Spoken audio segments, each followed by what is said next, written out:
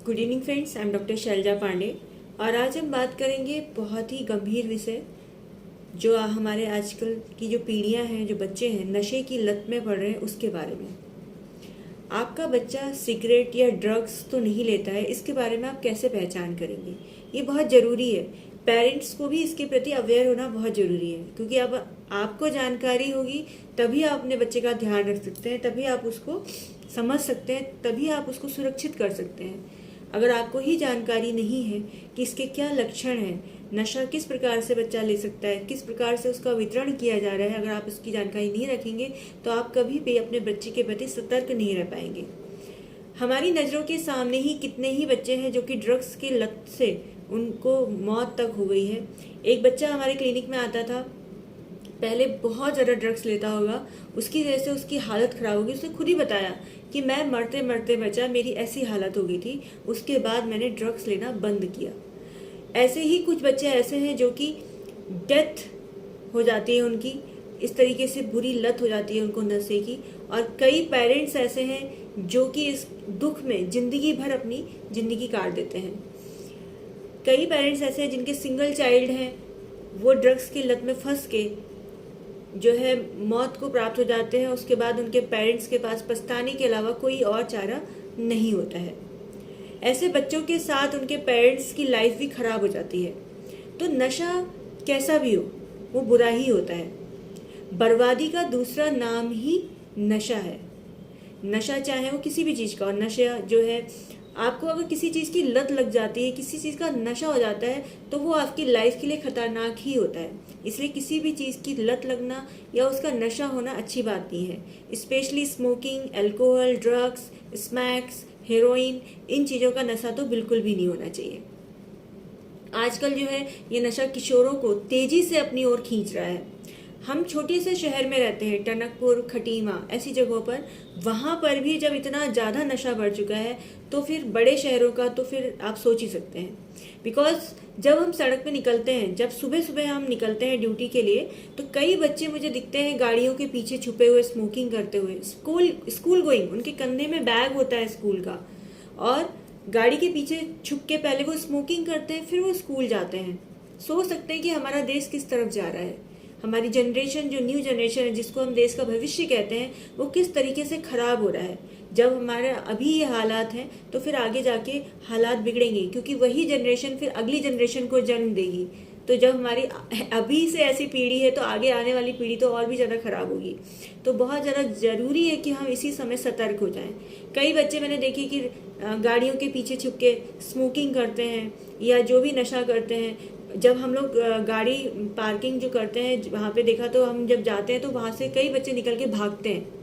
एक बार मैंने कंप्लेन भी की पुलिस में कि इस बारे में जानकारी ली जाए। मैंने पुलिस स्टेशन कंप्लेन की कि कई बच्चे ऐसे देखे जाते हैं जहाँ पर गाड़ियाँ खड़ी होती है, जहाँ पे जो है जैसे पेड़ होते हैं, जहाँ घने जंगल होते हैं, वहाँ पे लोग छुप छुप के इस तरीके की हरकतें करते हैं। तो वहाँ पर एक बार को एक होनी चाहिए कि जांच होनी चाहिए, वहाँ पे चेकिंग होनी चाहिए कि कहाँ पे ऐसा हो रहा है, तो उन्हें पकड़ा जा सकता है। जहाँ पर अकेले जगह होती है, जहाँ पे एकांत जगह होती है, वहाँ पर इन चीज़ों को अंजाम दिया जाता है। एक रिपोर्ट के अनुसार पता चला कि 5%, हमारे मतलब दुनिया की 5% आबादी जो है वो नशे के खतरनाक स्तर पर पहुँच चुकी है। हम किशोरों की बात कर रहे हैं, किशोरों को तो छोड़ ही दीजिए, बड़े बड़े लोग ऑन ड्यूटी नशे में मिलते हैं। जब आप खुद ही सुधर नहीं सकते तो आप अपने बच्चों को क्या सुधारेंगे? ऑन ड्यूटी नशे में रहना, ऑन ड्यूटी ड्रिंक करके रहना, ये हमारे लिए बहुत ज़्यादा खतरनाक है और हमारी आने वाली जनरेशन के लिए भी। आप समाज के लिए गलत उदाहरण बन रहे हैं और गलत चीज़ें दे रहे हैं, गलत संस्कार दे रहे हैं। तो ऐसे लोगों को तो फिलहाल अगर कोई जॉब में ऐसा मिलता है तो उनको तो रेस्टिगेट करना ही सबसे बेस्ट तरीका होता है, क्योंकि उनको अगर आप सबक नहीं देंगे तो ये चीज़ें कंटिन्यूअली होते रहेंगी। एनीवेज, हम बात करते हैं कि अगर आपका बच्चा ड्रग्स ले रहा है या कोई भी किसी प्रकार का नशा कर रहा है तो आप कैसे पहचानेंगे? एज ए पेरेंट्स आपको कैसे पता चलेगा कि आपके बच्चे कहीं नशा तो नहीं कर रहे हैं? सबसे पहले कि आपका बच्चा पहले तो आपके सभी के साथ घुल मिलकर रहता है और एकदम से वो एकाकीपन में चला जाता है। अगर वो अकेला रहने लग जाता है और अकेले ही रहता है, गुस्सा करता है, चिड़चिड़ापन हो रहा है, तो फिर आप समझ जाइए कि कहीं वो नशे के शिकार में तो नहीं फंस रहा। देखिए, अकेला रहने का मतलब ये भी है कि हो सकता है वो पढ़ाई करता हो, कोई जरूरी नहीं कि नशा ही करते हैं। मगर अकेले रहने के साथ अगर आपका बच्चा स्टडी कर रहा है तो वो एकदम से चिड़चिड़ा, गुस्सा आना, छोटी छोटी बातों में बहस करना, इस तरीके का बिहेव नहीं करेगा। मगर उसके अंदर मेंटल चेंजेस आ रहे हैं, इरिटेशन इंक्रीज हो रही है, तो आप सतर्क रहिए कि कहीं आपका बच्चा गलत संगत में नहीं जा रहा है। इस बारे में जानकारी जरूर प्राप्त करें। जानकारी प्राप्त करने का मतलब ये नहीं कि आप उसे डांटें, डपटें या फिर उसके ऊपर अननेसेसरी रोक टोक करें।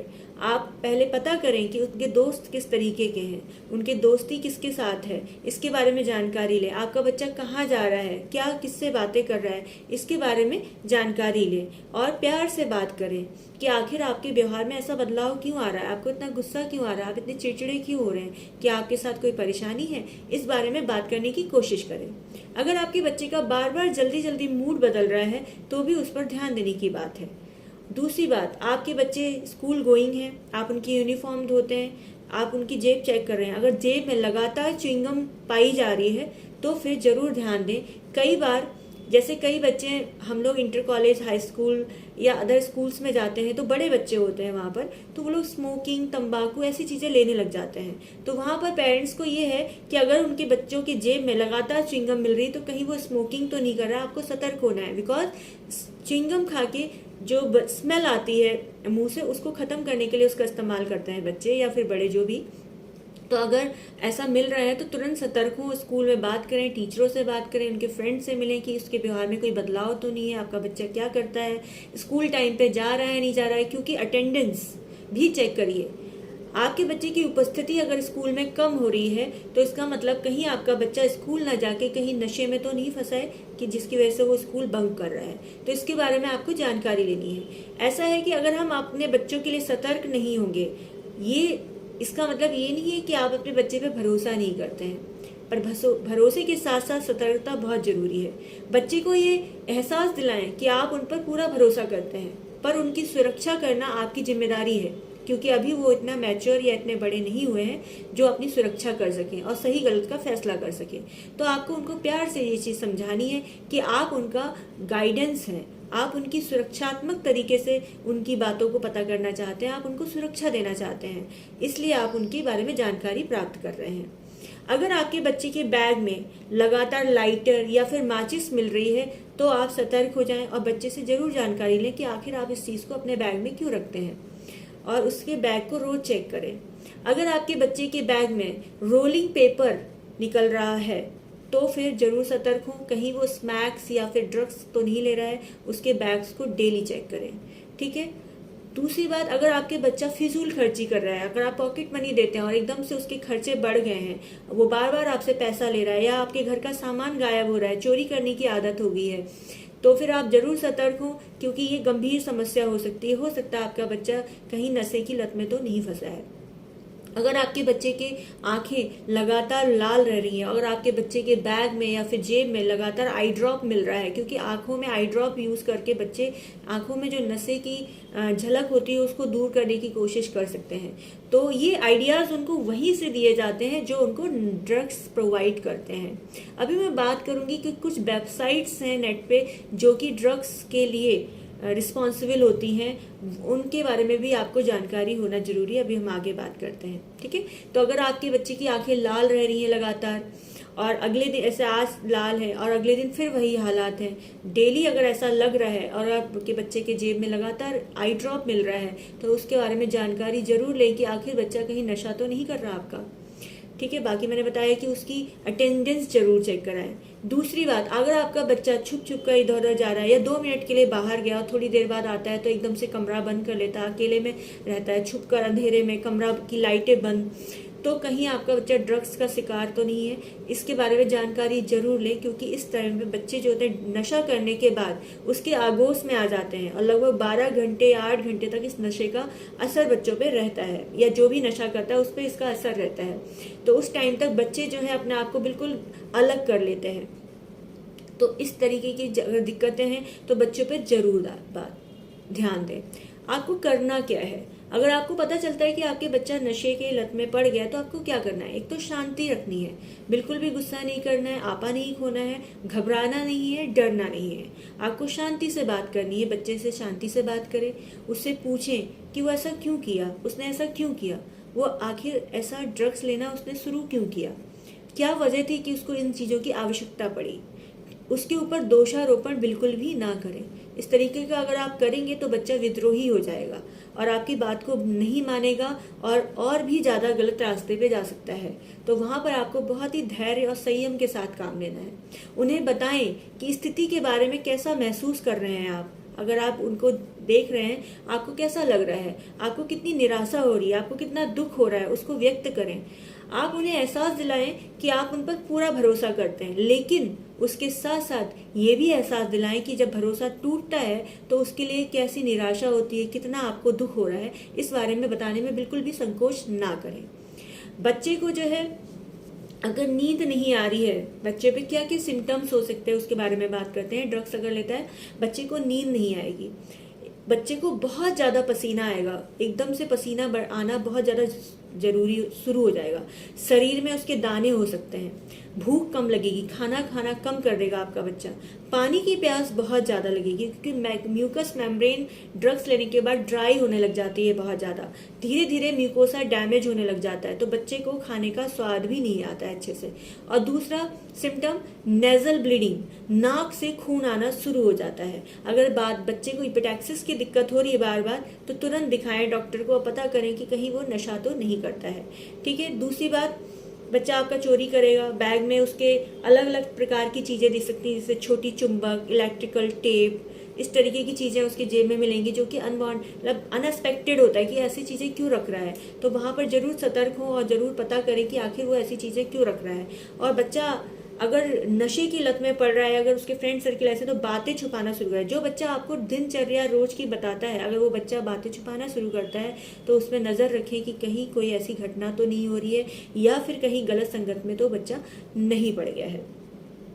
दूसरी बात, बच्चा जो है खाना नहीं खाएगा, डरा डरा सा रहेगा, सुस्त रहेगा, एकदम से लिथार्जिक रहेगा, नींद हर समय, मतलब वैसे तो ड्रग्स के नशे में तो उसको नींद आएगी, एकदम से नशे में झूमता हुआ दिखाई देगा, और जब उसके ऊपर वो नशा नहीं होगा उसको नींद नहीं आएगी, वो बेचैन रहेगा।